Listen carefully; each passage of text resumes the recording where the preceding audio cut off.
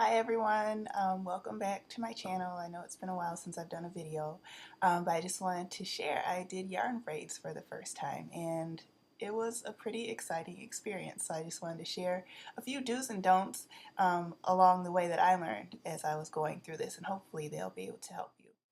The first thing that you want to figure out is how long you want your braids to be.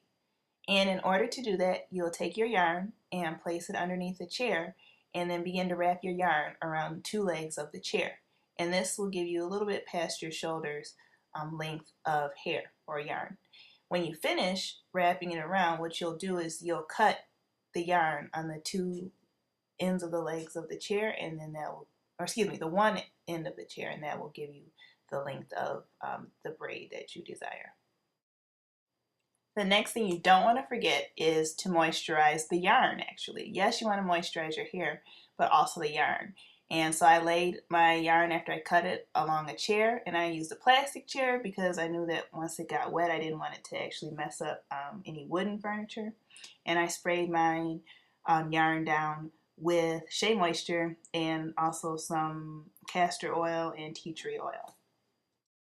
The next thing that you want to be aware of is how thick you actually want your braids to be. The more yarn that you braid into a particular section, then the thicker the hair will be.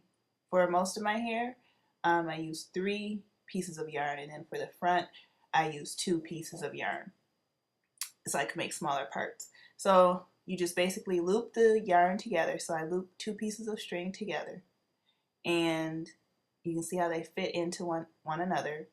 And then the next thing that you want to do is you want to make sure that your ends are kind of evened out, so that as you're braiding it, it will stay together.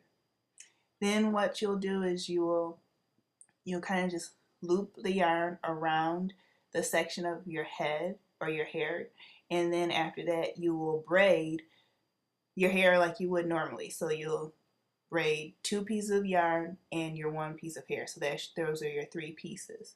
And you'll continue braiding. Once you get down to the end of the hair, what you'll do is then you're going to separate 1 piece of yarn. So you'll have 1 piece of yarn, 1 piece of yarn, and then your 2 pieces of yarn from the other one. And you'll just keep braiding that all the way to wherever you want your end to be.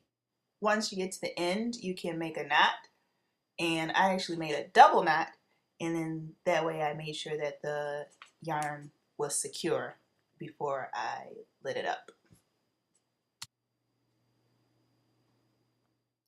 So here's the finished product, and then right after that I decided to cut underneath all the knots, and it looked kind of Raggedy Annish, so I decided I wanted to burn the ends. And here's the next step. Please do not use a regular lighter to seal the ends. I learned the hard way. You definitely want to use something like a barbecue lighter instead, because it's going to wear on your fingers. But basically you just light the end and you wait for it to kind of melt, and then you kind of want to just, you can put your finger in water and that will keep your finger from burning, and then you just want to make the end into a circle or a square shape so that it doesn't snag on your sweaters or on your clothes. And this is me after I sealed all of the ends.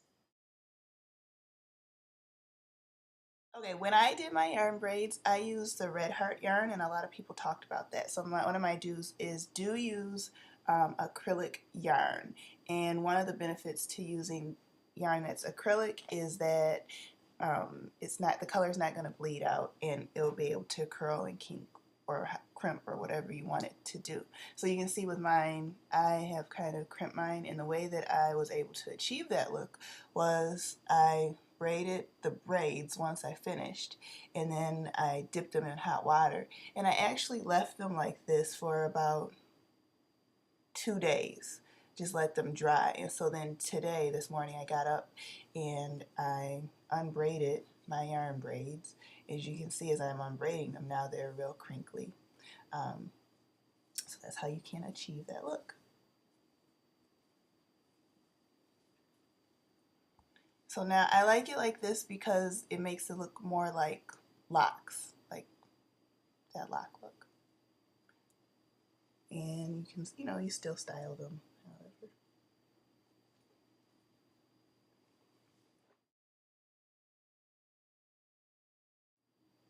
When I bought the yarn, I bought a whole pound, and that was way too much. Actually, I have half of it left. Actually, I bought 2 pounds, now that I think about it. I bought 2 of these because I wasn't sure, and I would rather have too much than have too little and be running around with half my hair braided and the other not. So I'm going to take this back to the store. Something else that I would suggest as a don't is that don't rush braiding your hair. Make sure that you map out enough time for what you need to do. This was my first time braiding, and it took me over the span of 3 days. I am a teacher, so I'm on my winter vacation right now, so I had plenty of time to work on that. But I spent a total of, I think, 23 hours just braiding alone.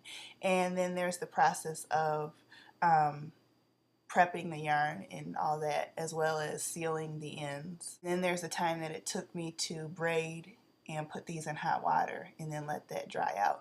And all of that took a total of 5 days total. But the braiding time just took 3 days. So again, when you're doing this, I just took my time because I wanted it to look nice and neat, and I wanted to do my best job. But I've gotten a lot of compliments so far, so I think it was worth the time that it took, and I will be keeping these in for probably 2 months.